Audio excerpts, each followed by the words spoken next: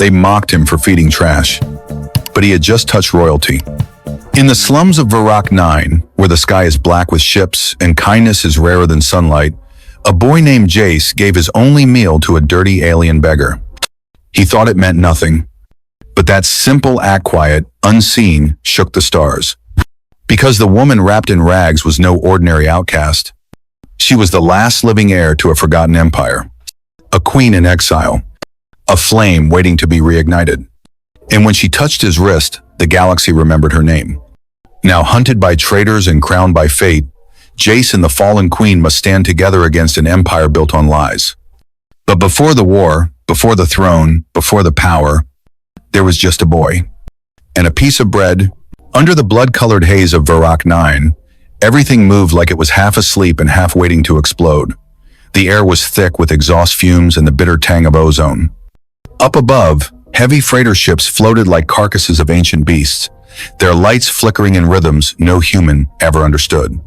Down below, the city breathed in metal and spat out noise-hissing hydraulics, electric moans, alien voices clicking over broken intercoms.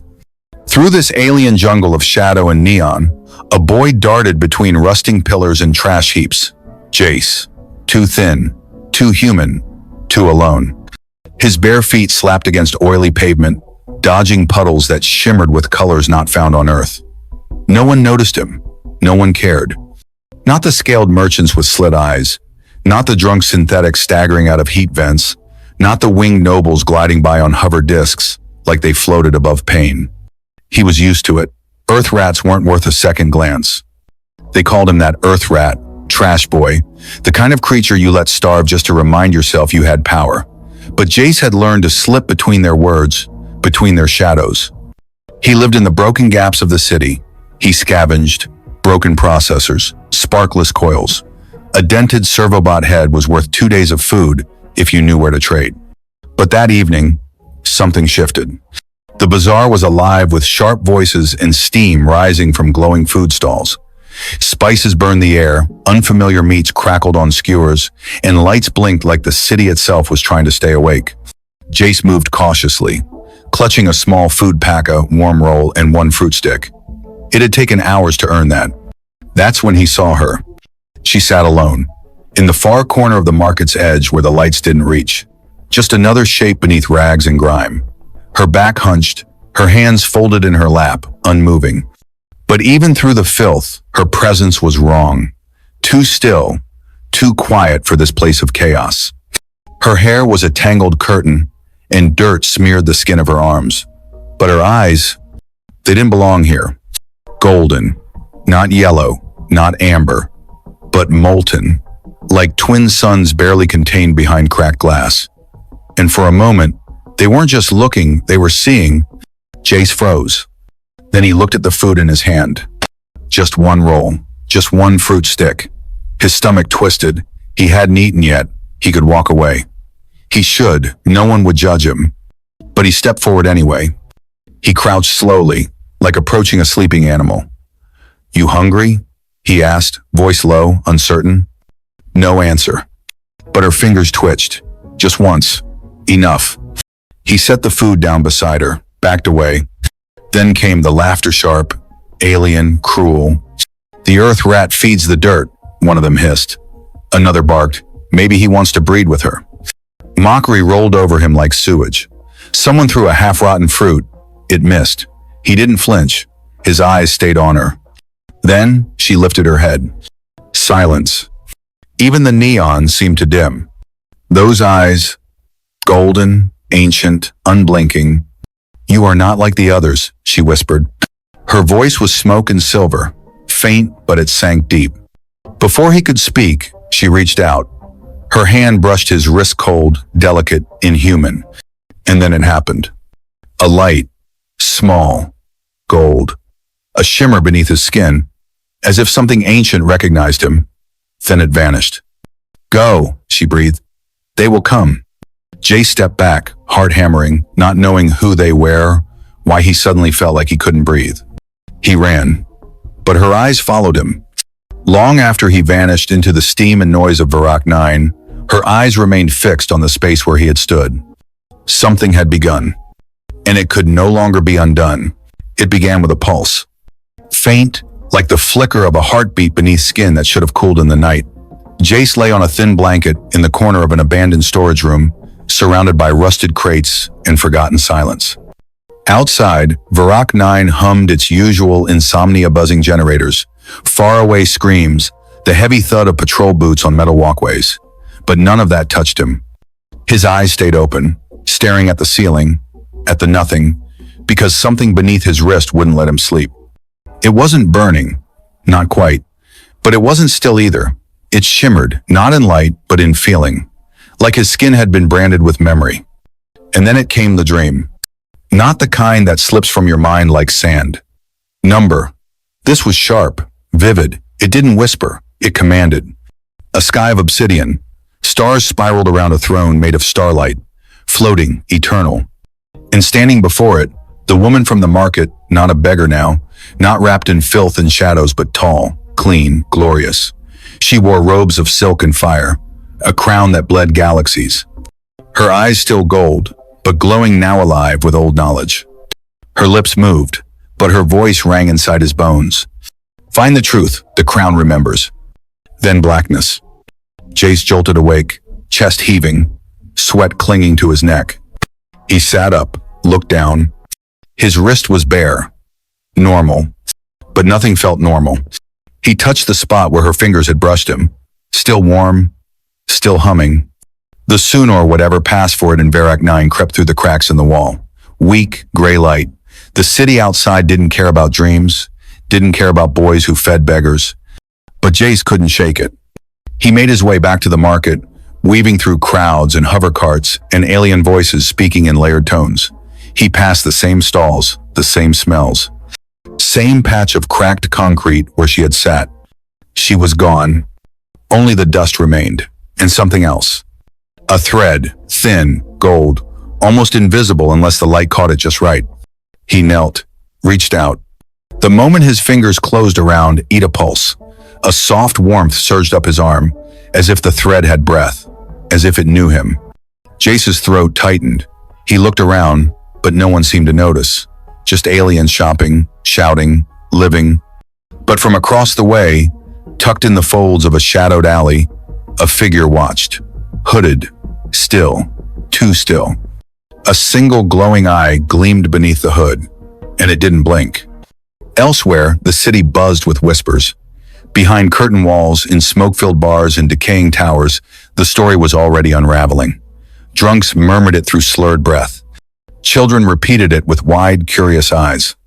She's back. The lost queen. And the one who found her was human. The junk district was quieter than usual. Strange. Vorak 9 never slept. Not really. But this part of the city was always grinding metal against metal. Machines coughing their last breaths.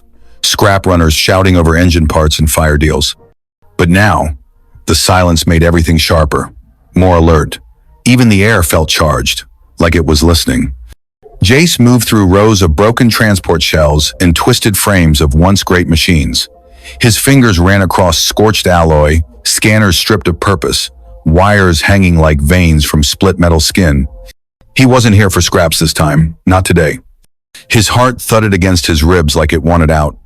He didn't know what he was searching for, only that the golden thread in his pocket had pulsed again, twice, like a heartbeat answering a call. And then he saw him. A figure stood still among the ruins of a burned-out cargo hauler. Not scavenging, not moving, just waiting. Cloaked, tall, and unnervingly calm. The light caught his face as Jace approached, revealing cold metal fused with tired flesh. One side human or something close. The other, polished alloy marked with war scars and pulse nodes. His right eye glowed blue, flickering softly. "You are the boy," the stranger said, voice low, almost mechanical. Jace stopped. "You followed me?" "I watched." "You gonna hurt me?" The figure tilted his head, not in threat, but in measure. "You fed the one they spat on. You weren't afraid." "Was just food," Jace said quickly, though his voice cracked. "She looked hungry." The man stepped forward. There was weight in his every movement, like memory dragged behind him. "Number. It was more than food. You gave what others won't. without asking, without knowing. That kind of kindness. It's dangerous. Jace narrowed his eyes. Who are you? The man removed his hood. His face was a patchwork of survival-old skin, fused bone, metal plates humming with dormant power. Tarn, he said. I was her guardian, long ago. Before betrayal, before exile. Her? Jace asked. The beggar? Tarn's glowing eye dimmed, as if in reverence. Her name was Sarah Veltra, once heir to the Thalari throne, once the queen. Jace pulled the thread from his pocket. It pulsed again, faintly warmer as he held it up between them. This was hers. Tarn didn't touch it, didn't dare. It chose you, he whispered. The thread, the mark. She trusted you, and that is not something she gives easily, not anymore. Jace looked down at the thread, suddenly unsure what it meant to hold something that felt alive. But why me? Tarn's voice softened, just a little. Because you're not loyal to crowns or bloodlines. You're loyal to decency.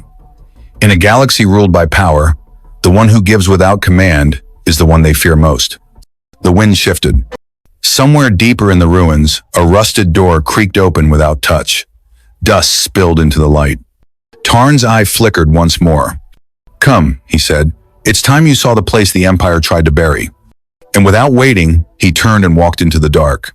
They moved deeper into the forgotten veins of the city, where the metal bones of Varak 9 gave way to silence and age.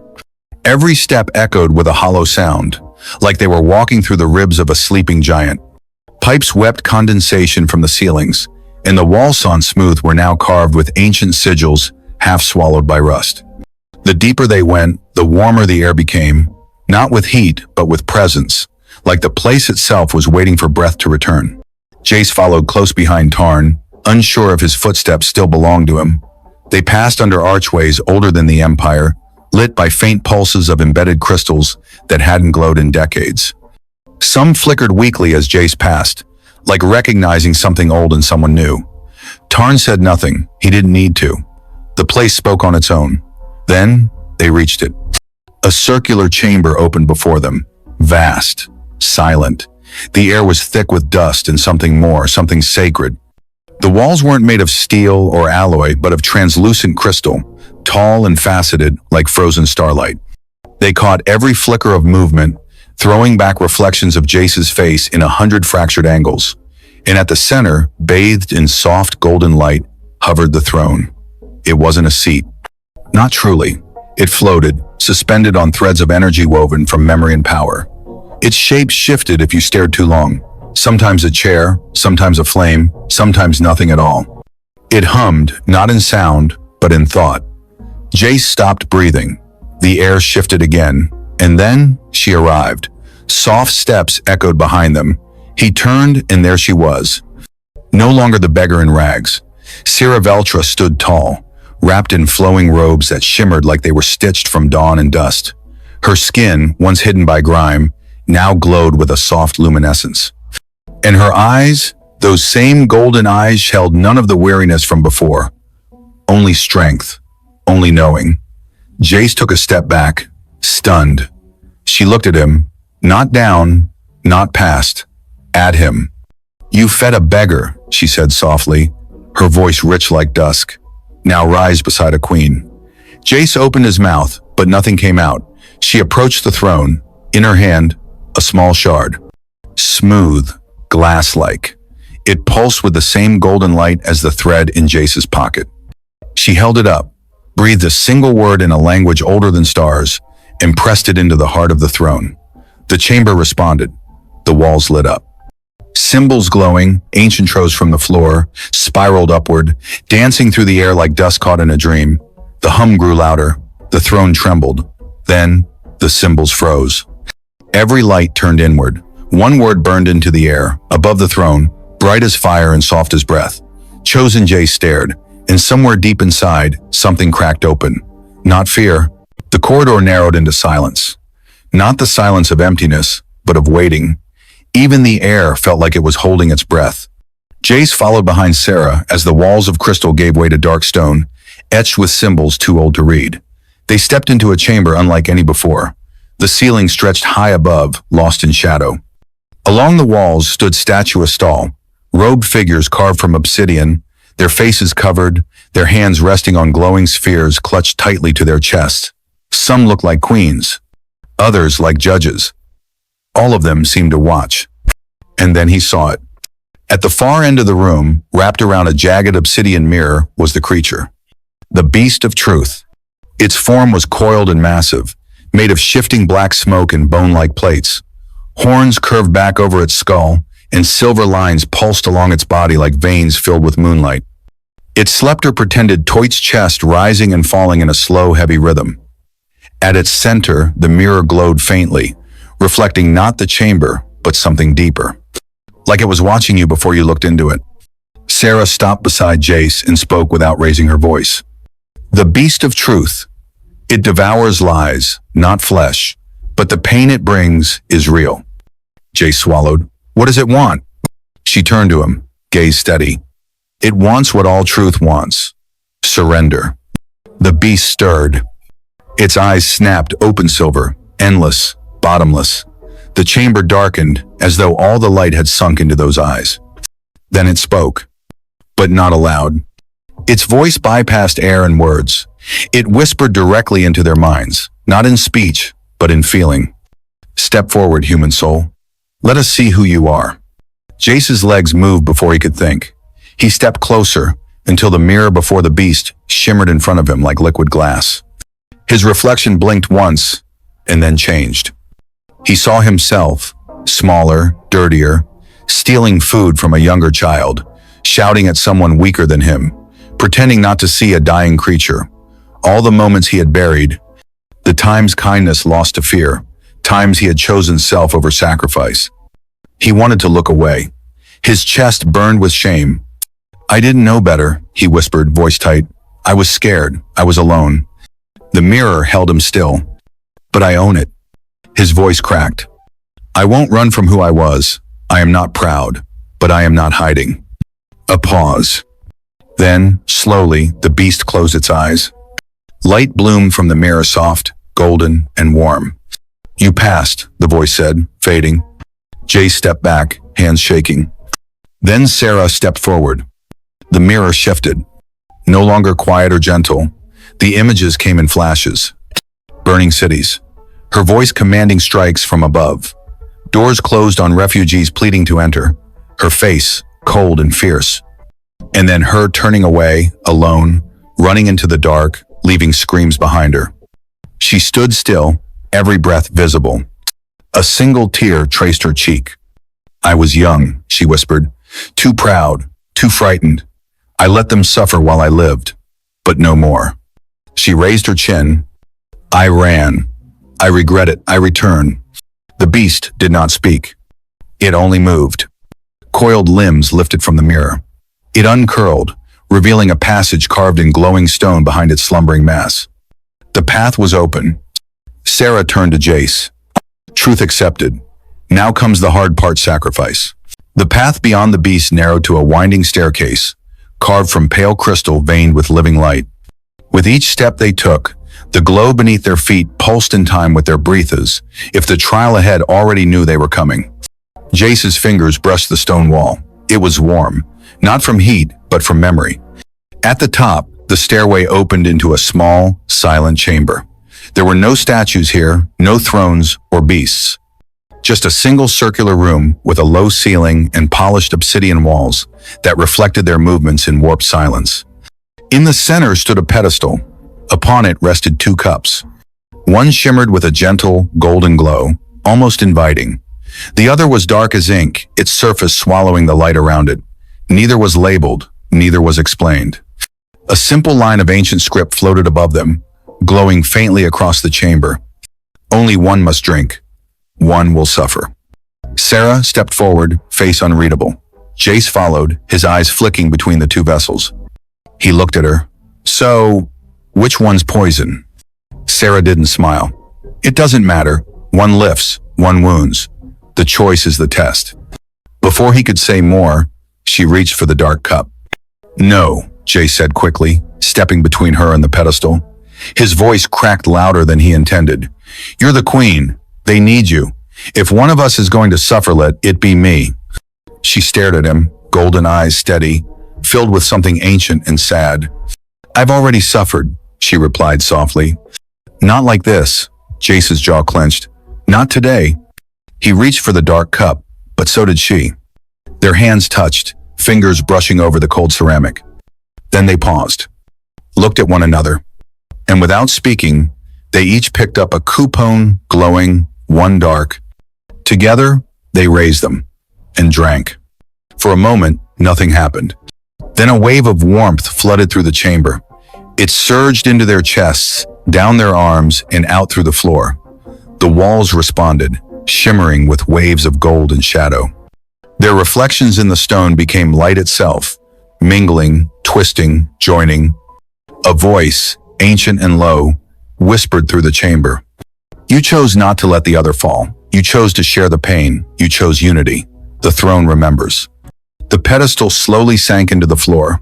The cups vanished, leaving only silence and light behind. Sarah looked down at her hands. No burn, no scar. Jace took a shaky breath. Was that supposed to hurt? She turned to him, voice full of something that hadn't been there before. Sacrifice isn't always pain, Jace. Sometimes it's refusing to let someone else face it alone. He blinked, unsure of how to answer, then smiled faintly. Good thing I didn't bring poison berries. For the first time, she laughed, but only for a moment, because far below, in the deepest roots of Varrock 9, something else had awakened. And it was coming. Smoke rose from the depths like a warning. The tunnels behind them groaned, echoing with the sounds of pursuit metal boots striking stone, harsh alien commands, and the low-frequency hum of war machines closing in. The city above had not yet noticed, but the underworld of Varrock 9 had begun to burn. Tarn staggered through the ruins of the old temple first, blood darkening the side of his cloak. His breath came in short bursts. Part of his chest armor had melted, scorched clean through by a plasma round. Sparks flickered from the mechanical plates fused to his ribs, but he pressed forward. He had to. Behind him, Jace and Sarah moved quickly, her arm gripping the boy's shoulder as they weaved through shattered archways and toppled statues of forgotten kings. Then Tarn collapsed. Jace rushed to him, kneeling by the old guardian's side. His metal hand twitched, reaching for the satchel strapped across his back. It's Koresh, Tarn rasped, voice dry as dust. He's leading them. Sarah froze at the name. Her knuckles whitened around the staff in her hand. Jace looked up at her. Who is he? She didn't answer right away. Her gaze was far away back in another time, another fire. The one who betrayed me, she said at last. My general, my friend.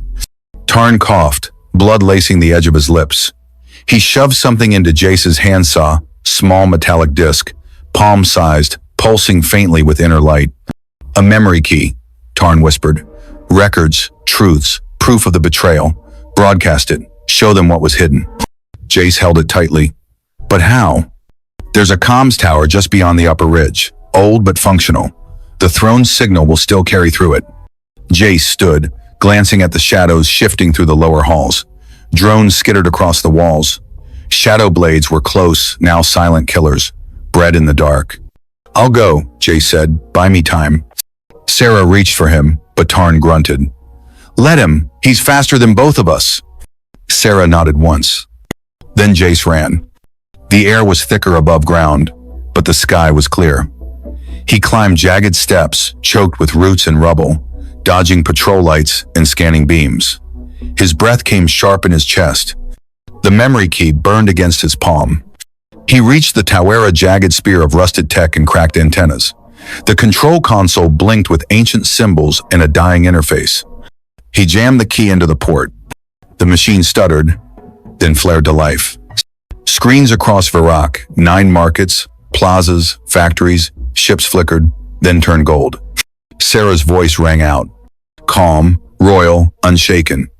I am Sarah Veltra, last heir to the Thalari throne. The truth they buried is alive. I am not dead. I was silenced. Images followed. Her betrayal. Koresh's face twisted in ambition. The Empire's lies laid bare. People stopped in their tracks. The streets fell still. 1,000 eyes turned upward to the skylit screens. watching history break open. In the temple below, Tarn closed his eyes. A faint smile played across cracked lips. He had done what he was meant to do. Let them remember. Let them rise. The storm did not begin with thunder. It began with silence. A silence so heavy that even the air seemed to wait. All across Varrock 9, the broadcast spread like fire over dry grass. Screens that once displayed Empire propaganda now burned with the truth Sarah's face. Her voice, the betrayal, exposed in full light. Markets halted. Workers froze mid-motion. Children stopped playing. And then, the streets erupted not in chaos, but in clarity. For the first time in years, the people remembered who they were. Banners emerged from hiding, pulled from beneath floorboards and behind walls.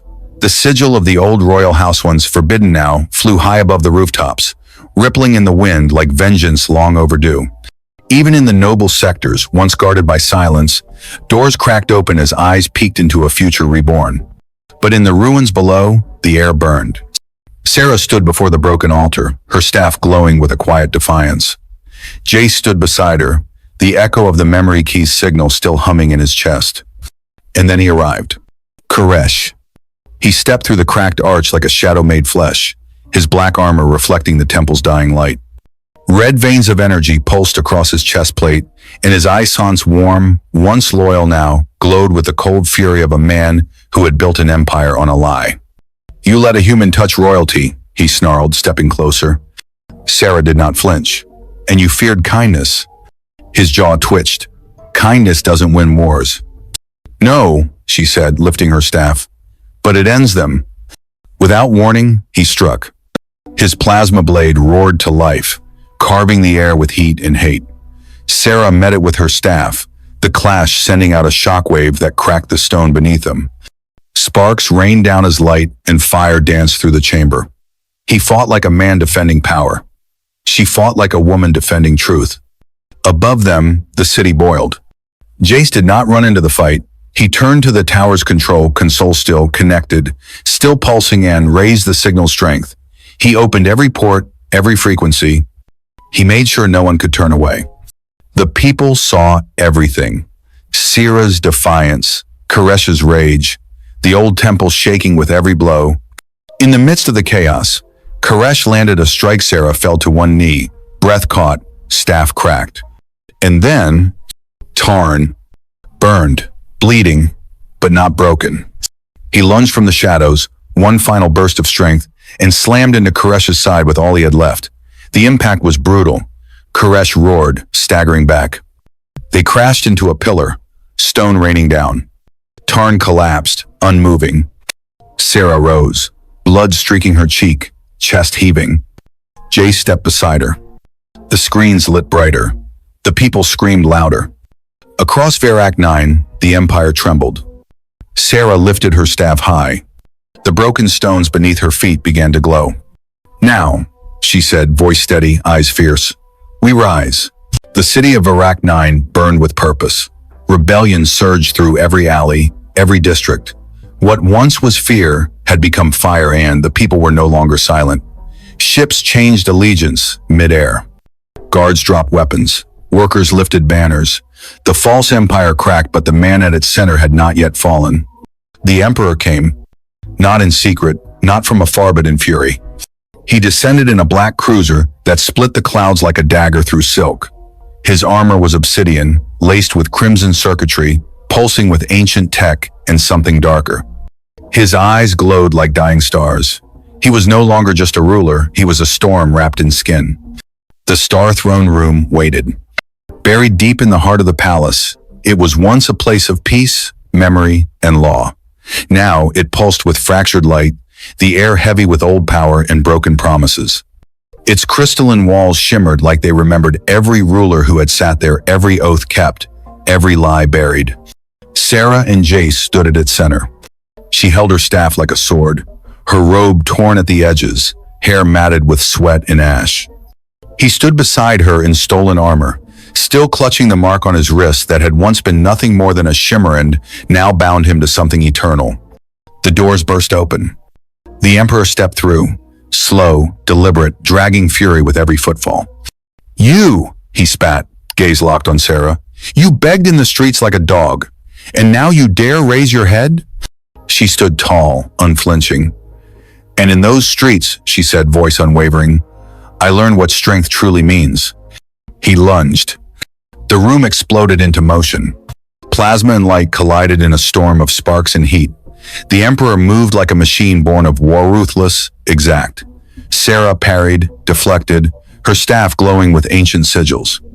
Jace moved with her, fast and wild, the bond between them flashing gold across the floor like living fire. The Emperor struck. Sarah fell. Her staff shattered across the floor. He turned to Jace. A child of dirt, a parasite of mercy. Jace raised his blade. She's more than you ever were. The Emperor slammed him against the throne's base. Sparks flew from his armor. Jace cried out, the glow on his wrist pulsing wildly. He collapsed, blood on his lips. Sarah rose. Her breath was ragged. Her voice, a storm. You tried to kill the only soul who showed me mercy. She raised the fractured remains of her staff. Its broken tip ignited with raw energy, brighter than anything the Emperor had ever seen. She hurled it forward. It struck his chest dead center. The light engulfed him. He screamed, but it was not fear. It was disbelief. The throne, the people, the Empire, none of it could stop what had already begun. When the light faded, he was on his knees. Smoke curled from his armor. His crown clattered to the floor. And then, silence. All around them, the room began to pulse walls, air, breath, until a single word blazed into existence above them. Balance. Jace opened his eyes, slowly. Sarah stood over him, hand outstretched.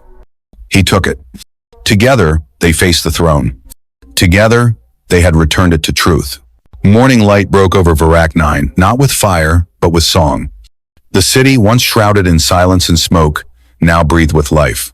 Streets that had echoed with bootsteps and warnings were filled with voices, children laughing, elders weeping, strangers embracing, as if remembering they were all part of something bigger. The banners of the old empire had been torn down, shredded into memory. In their place, a new emblem soared, two hands touching, one human, one alien, encircled by a crown of stars. Markets reopened, not with control but with color. Musicians played where guards once marched. Windows were thrown wide. And in every corner of the city, from the highest tower to the deepest tunnel, hope returned not as a whisper, but as a roar. On the highest balcony of the palace, overlooking it all, Sarah stood in full light. She wore no crown of gold, only the robes of her house, simple and ceremonial, embroidered with the symbol now painted across the walls by children too young to remember the empire's lies. Her golden eyes scanned the horizon, then turned to the crowd below. Tens of thousands gathered, waiting. Beside her stood Jace. No longer a boy hidden in alleyways, no longer a ghost in a city that refused to see him. He wore new armor, forged from royal alloy and scavenged truth, but his eyes held the same quiet fire they always had. Sierra raised her voice, and the city fell still. A boy gave a beggar bread, she said, voice clear, strong, and began a revolution. Murmurs rippled through the crowd like waves chasing light. He asked for nothing. He knew nothing of crowns or bloodlines, but he saw someone hurting and he gave what little he had. She turned to Jace. And for that I name him not only protector of the throne, but protector of all forgotten lives. The crowd erupted, not with chaos but with thunderous, unified belief. Some wept, some cheered, some simply stood tall for the first time in years. Sculptors worked through the nights that followed. Near the steps of the rebuilt palace, a statue was raised larger than life, carved from crystal and bronze. It showed a boy kneeling, arm outstretched, offering bread to a cloaked figure. Her face, beneath the hood, was carved with soft lines and fierce eyes. Two symbols circled their feet, a thread and a flame. Children came every day to place fresh flowers there.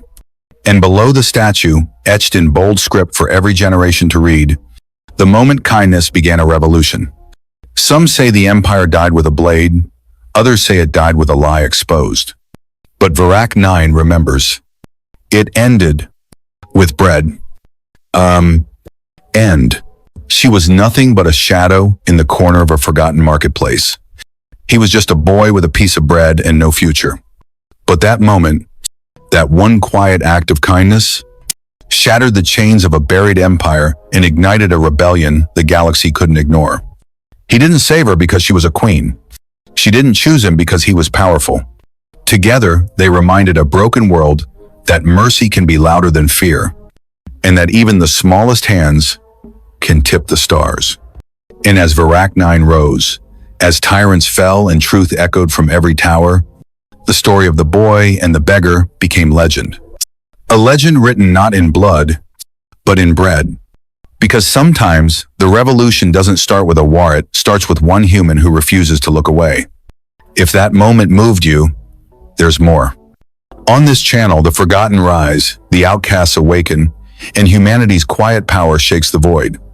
Jace, subscribe now to Alien Chronicles and witness what happens when kindness collides with destiny.